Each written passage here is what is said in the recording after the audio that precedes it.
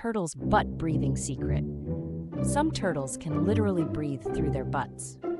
When winter hits and ponds freeze over, these turtles stay underwater for months without coming up for air.